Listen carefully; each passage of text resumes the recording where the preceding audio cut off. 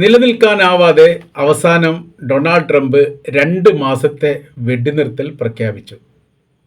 അതിനോടനുബന്ധിച്ച് ചില കരാർ വ്യവസ്ഥകൾ, നിബന്ധനകളും മുന്നോട്ട് വെച്ചു. ഇതോടെ ഈ മേഖല കേന്ദ്രീകരിച്ചുകൊണ്ട് താൽക്കാലികമായിട്ടെങ്കിലും 2 മാസത്തെ വെടിനിർത്തൽ വരാൻ സാധ്യതയുണ്ട് എന്ന തരത്തിലുള്ള റിപ്പോർട്ട് പുറത്തു വന്നു.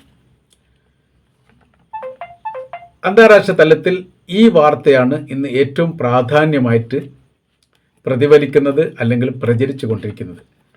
അദ്ദേഹം പറയുന്ന കാര്യം ഇങ്ങനെയാണ്: ഹോർമുസ് കടൽ പൂർണ്ണമായ രീതിയിൽ തുറക്കും. ടോൾ ഫ്രീ എന്ന നിലക്ക്, അതായത് ടാക്സുകൾ ഇല്ലാത്ത തരത്തിൽ തന്നെ ഈ മേഖലയിലൂടെ കപ്പലുകൾക്ക് യഥേഷ്ടം സഞ്ചരിക്കാൻ പാകത്തിലുള്ള സ്വതന്ത്ര യാത്രാ സംവിധാനം ഇതോടുകൂടി ഉണ്ടാവുകയും ചെയ്യും. ഇറാൻ ഈ വിഷയത്തിൽ ചെയ്യേണ്ട രണ്ടാമത്തെ കാര്യത്തെക്കുറിച്ച് പറയുന്നു. അതായത് ഒന്ന്, ഹോർമുസ് തുറക്കുക; രണ്ടാമത്തേത് മൈനുകൾ നീക്കം ചെയ്യുക. മൈനുകൾ നീക്കം ചെയ്യാൻ പല ഘട്ടത്തിലും അമേരിക്കയുടെ സൈനിക ശ്രമം നടത്തിയിട്ടുണ്ട്, പരാജയപ്പെടുകയാണ് ചെയ്തത്. കാര്യം, ഓരോരോ മൈനുകളിലും വ്യത്യസ്ത തരത്തിലുള്ള സ്ഫോടക വസ്തുക്കൾ നിറച്ചിട്ടുണ്ട് എന്ന് മനസ്സിലാകുന്നു. അത് അമേരിക്കയുടെ വിവരണമാണ്. അപ്പോൾ ഏതൊക്കെ മൈനുകൾ ഏതൊക്കെ തരത്തിലാണ് സ്ഫോടക വസ്തുക്കൾ ഉപയോഗിച്ചിട്ടുള്ളത് എന്ന് മനസ്സിലാക്കുന്ന കാര്യത്തിൽ പരാജയപ്പെടുമ്പോൾ പ്രശ്നമെന്ന് പറഞ്ഞാൽ സൈനികർ തന്നെ ഒരു പക്ഷേ പൊട്ടിത്തെറിക്കാൻ സാധ്യതയുണ്ട്. അതുകൊണ്ട് സ്ഥാപിക്കപ്പെട്ട അല്ലെങ്കിൽ ഏത് മേഖലയിലാണോ ഇത് വിന്യസിച്ചത് ആ മേഖലയിൽ നിന്ന് മൈനുകളെ ഒഴിവാക്കുക എന്നുള്ളത് ഇറാൻ ചെയ്യേണ്ട കാര്യമാണ്. ഇറാന്റെ തുറമുഖ ഉപരോധം, ഈ കരാർ വ്യവസ്ഥ പ്രകാരം തുറമുഖ ഉപരോധവുമായി ബന്ധപ്പെട്ട കാര്യം അമേരിക്ക നീക്കം ചെയ്തതാണ്. ഇറാന് സ്വതന്ത്രമായ രീതിയിൽ എണ്ണ വിൽപ്പന നടത്താൻ വേണ്ടിയിട്ട് യഥേഷ്ടം ഇത് അവകാശം ഒരുക്കുന്നുണ്ട് എന്ന്. അതോടൊപ്പം തന്നെ ഇറാൻ മുന്നോട്ട് വെച്ച ലെബനാനുമായിട്ട് ബന്ധപ്പെട്ട വിഷയം, ലെബനാൻ ഇസ്രായേൽ പ്രശ്നം അവസാനിക്കണം. ഇസ്രായേൽ ലെബനാൻ ആക്രമിക്കാൻ പാടില്ല. അവിടെ സൈനികരുമായിട്ട് ബന്ധപ്പെട്ട കാര്യം പിന്നീട് ചർച്ചയാവുക എന്നുള്ളത്. അതായത് ഏകദേശം 100ഓളം ഇസ്രായേലിൻ്റെ സൈനികർ ലെബനാൻ്റെ കൈവശത്തിലുണ്ട് എന്ന് പറയപ്പെടുന്നു. സ്ഥിരീകരിച്ചിട്ടില്ല. 6-8 പേരെയൊക്കെയാണ് ഇസ്രായേൽ സ്ഥിരീകരിച്ചത്. ബാക്കിയെല്ലാം എങ്ങനെയാണ് എന്നതിനെക്കുറിച്ച് വ്യക്തമായിരിക്കുന്ന വരെ ഇപ്പോഴും പുറത്തു വന്നിട്ടില്ല. അത് പിന്നീട് ചർച്ചയാവാം. ആണവ സാമ്പത്തിക ചർച്ച 2 മാസത്തിനിടയിൽ, അതായത് ഈ കാലയളവിനിടയിൽ ചർച്ച നടത്തുന്നതാണ്. ആണവമായിട്ട് ബന്ധപ്പെട്ട സമ്പുഷ്ട യുറേനിയം കൈമാറണം എന്ന് അമേരിക്ക പറഞ്ഞിട്ടുണ്ട്. അമേരിക്ക കൈമാറണമെന്നാണ് പറഞ്ഞത്. അത് ചെയ്യില്ലെന്ന് ഇറാനും പറഞ്ഞിട്ടുണ്ട്. എന്നാൽ അത് റഷ്യക്കോ മറ്റേതെങ്കിലും രാജ്യത്തിനോ കൈമാറുന്നതുമായിട്ട് ബന്ധപ്പെട്ട കാര്യത്തെക്കുറിച്ച് ചർച്ച ചെയ്യാനുള്ള ഇടവേളയായിട്ടും ഈ 2 മാസം കാണാൻ വേണ്ടി സാധിക്കും. ഇറാന്റെ ആസ്തി വ്യത്യസ്ത രാജ്യങ്ങളിലുള്ളത് കൈമാറുന്നതുമായി ബന്ധപ്പെട്ട കാര്യത്തിന് ഒരു രൂപരേഖ ഉണ്ടാക്കും. ഇപ്പോഴത്തെ സ്ഥിതി കാര്യങ്ങൾ വിലയിരുത്താൻ വേണ്ടിയിട്ട് ഒരു പ്രത്യേകമായിരിക്കുന്ന മധ്യസ്ഥ സംവിധാനം, അതിൽ അമേരിക്കയുണ്ട്, അതോടൊപ്പം തന്നെ ഈജിപ്തുണ്ട്, സൗദി അറേബ്യ ഉണ്ട്, ഖത്തറുണ്ട്, പാകിസ്ഥാനുണ്ട്. അത്തരമൊരു സംവിധാന കാര്യങ്ങൾ ഉണ്ടാക്കിയിട്ട് അത് ഈ കാര്യങ്ങൾ ഈ നേതൃത്വം ഇവിടെ നടക്കുന്ന സംഭവവുമായിട്ട് ബന്ധപ്പെട്ട കാര്യത്തെക്കുറിച്ച് ഓരോരോ ദിവസവും വിലയിരുത്തപ്പെടുകയും ചർച്ച ചെയ്യുകയും ചെയ്തു. ഇറാൻ്റെ മുന്നിൽ കീഴടങ്ങിയതാണ് എന്നുള്ളത് റഷ്യയുടെയും ചൈനയുടെയും പത്രങ്ങൾ സ്ഥിരീകരിച്ച റിപ്പോർട്ടായിട്ട് വന്നു. ട്രംപിൻ്റെ എല്ലാ നട്ടും ബോട്ടും ഇളകിയിരിക്കുന്നു. നിലനിൽക്കാൻ പറ്റാത്ത സ്ഥിതിയാണ്. സ്വന്തം മകൻ്റെ വിവാഹത്തിന് പോലും പങ്കെടുക്കാൻ പറ്റാത്തൊരു ദയനീയ അവസ്ഥയിലേക്ക് ട്രംപ് മാറിയിട്ടുണ്ട്. 2ാം ലോക യുദ്ധ സമയത്ത് പോലും ഇത്രയേറെ മാനസിക പ്രയാസം അമേരിക്ക അനുഭവിച്ചിട്ടില്ല. ഇപ്പോഴാണ് യഥാർത്ഥത്തിൽ അവർ ആ പ്രതിസന്ധി നേരിട്ടത്. 2ാം ലോക യുദ്ധവും 1ാം ലോക യുദ്ധവും കമ്പയർ ചെയ്ത് പറയുന്ന സമയത്ത് ലോകത്തെല്ലാ രാജ്യത്തും അതിൻ്റെ പ്രതിഫലനങ്ങൾ ഉണ്ടായിട്ടില്ല. ആ രാജ്യത്തോടനുബന്ധിച്ചുള്ള അയൽ രാജ്യങ്ങൾക്കും ഒരുപക്ഷെ ഉണ്ടാവാം. പക്ഷേ ലോകം മുഴുവൻ വ്യാപകമായ രീതിയിൽ അനുഭവിക്കുന്ന ഈ പ്രയാസവുമായി, ഈ പെട്രോളിയവുമായിട്ട് ബന്ധപ്പെട്ട് സാമ്പത്തികപരമായ പ്രതിസന്ധിയും ബുദ്ധിമുട്ടും അനുഭവിക്കുന്നത് ഇറാൻ എന്ന് പറയുന്ന രാജ്യത്തെ അമേരിക്ക തൊട്ടോട് കൂടിയാണ്. അഥവാ ഹോർമുസിനെ തൊട്ടോട് കൂടിയിട്ട് പ്രശ്നത്തെ റൂട്ട് മാറിയിട്ട് അനുഭവിക്കുന്നത്. ഇപ്പോൾ ലോകത്താകമാനമുള്ള സാമ്പത്തിക പ്രതിസന്ധി ഉണ്ടാക്കിയത് ട്രംപാണ്, അതിന് പരിഹാരം ഉണ്ടാക്കേണ്ടത് ട്രംപാണ് എന്നുള്ളിടത്തേക്ക് ലോകരാജ്യങ്ങൾ എത്തുന്നു. ഈ ഒരു വിഷയവുമായിട്ട് ബന്ധപ്പെട്ട് ഒരു രാജ്യവും അമേരിക്കയുമായിട്ട് സഹകരിക്കുന്നില്ല എന്നുള്ളത് അമേരിക്കയ്ക്ക് വലിയ രീതിയിലുള്ള മാനസിക പ്രയാസം ഉണ്ടാക്കിയിരിക്കുന്ന കാര്യമാണ്.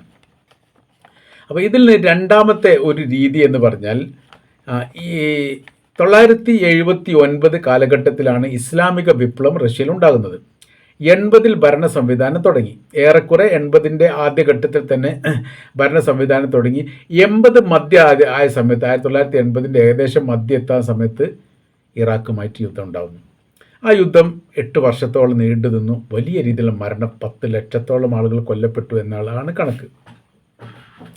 അപ്പോൾ ഈ ഒരു പ്രതിസന്ധി അതിജീവിക്കാൻ വേണ്ടിയിട്ട് വലിയ വലിയ തന്ത്രങ്ങളാണ് ഇറാൻ പ്രയോഗിച്ചത്. കാര്യം എന്ന് പറഞ്ഞാൽ ആ ഇറാൻ എന്ന് പറയുന്ന രാജ്യം അവിടെ രാഷ്ട്രമാകുന്ന 79-ലാണ്. 79 രാജ്യമായി കഴിഞ്ഞാൽ പിന്നീട് ഗവൺമെൻറ് തലത്തിലും സൈനിക തലത്തിലും സംവിധാന തലത്തിലും വികസനവുമായി ബന്ധപ്പെട്ട കാര്യത്തിലും രാജ്യത്തിൻ്റെ അതിർത്തിയുമായി ബന്ധപ്പെട്ടും പ്രതിരോധവുമായി ബന്ധപ്പെട്ടെല്ലാം ഒരു രാജ്യം എന്ന നിലക്ക് വലിയ രീതിയിലുള്ള സംവിധാനങ്ങൾ പ്രതിഷ്ഠിക്കേണ്ടതും സ്ഥാപിക്കേണ്ടതും നിയന്ത്രിക്കേണ്ടതും രൂപകൽപ്പന ചെയ്യേണ്ടതുണ്ട്.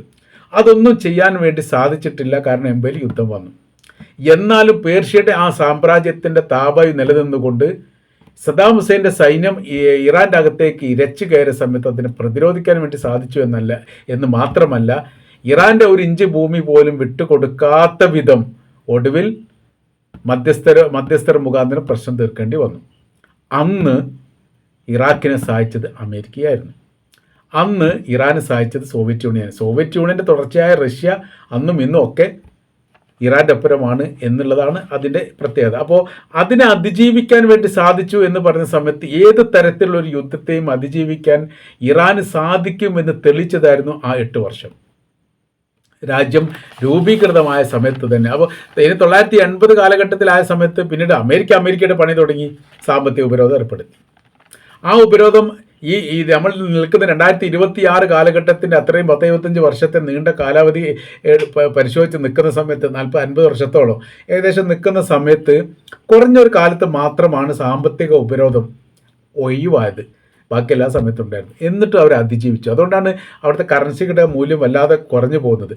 അവിടുത്തെ പെട്രോളിയം സാധനങ്ങൾ വിൽപ്പന നടത്തുന്നത് യഥാർത്ഥത്തിൽ ബ്ലാക്ക് മോഡലാണ്, നിയമവിരുദ്ധമായ രീതിയിൽ വിൽപ്പന നടത്തുന്ന രീതിയിലാണ്. കാര്യം ഇറാൻ്റെ കയ്യിൽ നിന്ന് പെട്രോളിയം വാങ്ങുന്ന ഏത് രാജ്യം വാങ്ങുന്നത് അമേരിക്ക അറിഞ്ഞു കഴിഞ്ഞിട്ടാണെങ്കിൽ അമേരിക്ക ആ രാജ്യത്തിന് ഉപരോധം ഏർപ്പെടുത്തും.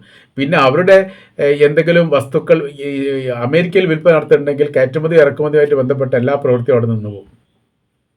വലിയ സാമ്പത്തിക നഷ്ടങ്ങളുണ്ടാകും. ആ രീതിയിലേക്ക് എന്തായിട്ടുണ്ട്, രൂപം മാറിയതോടുകൂടി പിന്നെ ഇറാനുമായിട്ട് ഏറ്റവും കൂടുതൽ സഹകരിച്ച് നിൽക്കുന്ന രാജ്യങ്ങൾക്ക് മാത്രമാണ് വിൽപ്പന നടത്തുക. അതൊന്ന് റഷ്യയാണ്, ചൈനയാണ്, കൊറിയയാണ്, അങ്ങനെ ബന്ധപ്പെട്ട രാജ്യങ്ങൾ മാത്രമേ ഉള്ളൂ.